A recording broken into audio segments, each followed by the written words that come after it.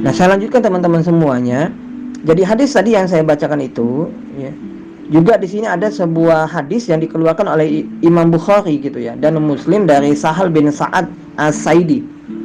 Ia menceritakan bahwa ada seorang wanita yang mendatangi Rasulullah Shallallahu Alaihi Wasallam dan mengatakan, wahai Rasulullah, aku datang untuk menghadiahkan diriku kepadamu.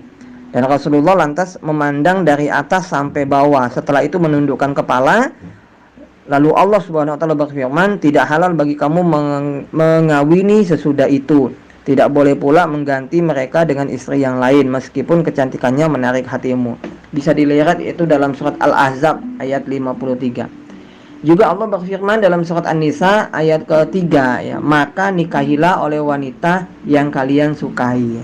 Buka ya surat An-Nisa ayat 3, maka nikahilah oleh kalian wanita gitu ya. Kalau dikatakan wanita berarti juga berlaku untuk lelaki yang kalian sukai, yang ada kecenderungan Anda itu kepadanya. Nah, dari penjelasan di atas teman-teman semuanya, jelas bahwa ta'aruf itu berfungsi, ya, ta'aruf ini berfungsi untuk apa? Untuk mengetahui hal-hal yang bisa membuat kita tertarik atau suka dengan dan yakin untuk menikah dengan orang tersebut gitu ya.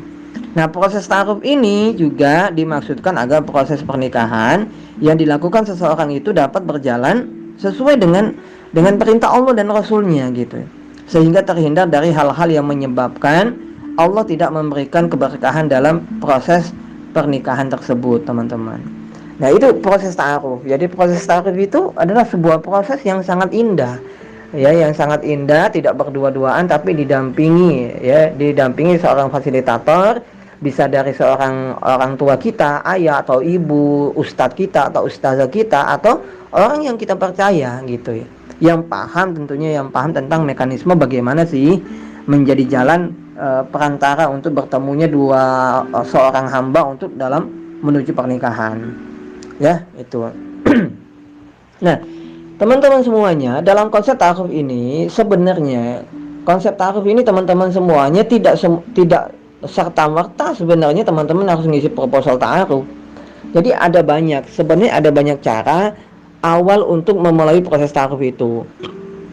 Tidak mesti, ya, saya katakan tidak mesti Anda menulis proposal.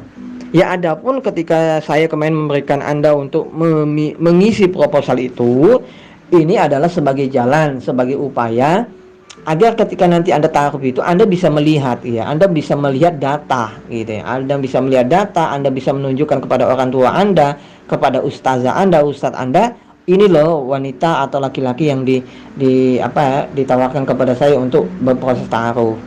Jadi ta'aruf itu sebenarnya insidental contoh kayak gini, ketika Anda bersilaturahim, ya, Anda silaturahim ke seorang teman, ya, ternyata Anda ditawarin untuk ta'aruf dengan seseorang gitu ya, lantas Anda dipertemukan, itu bisa saja langsung terjadi gitu. Atau Anda oleh orang tua Anda, ya, Anda dijodohkan, konteksnya Anda dijodohkan oleh orang tua Anda, lalu datanglah keluarga, bapak, ibu dan anak laki-lakinya datang ke rumah Anda. Itu juga adalah proses ta'aruf. Ya, proses ta'aruf di sini adalah sebuah proses tadi saling mengenal, saling untuk memahami dalam konteks untuk tujuan menghitbah, tujuan bersepakat untuk menikah. Nah, yang kita bahas konteks di sini adalah bagaimana proses ta'aruf itu bisa menghadirkan banyak nilai pahala di sisi Allah Subhanahu wa taala, terhindar dari perbuatan-perbuatan yang sia-sia, terhindar dari perbuatan yang memang bisa menghadirkan dosa, ya, dalam kehidupan kita. Karena mau tidak mau saya menyampaikan, kita harus jujur kepada diri kita bahwa apa teman-teman semuanya, ya, kita ini seorang muslim.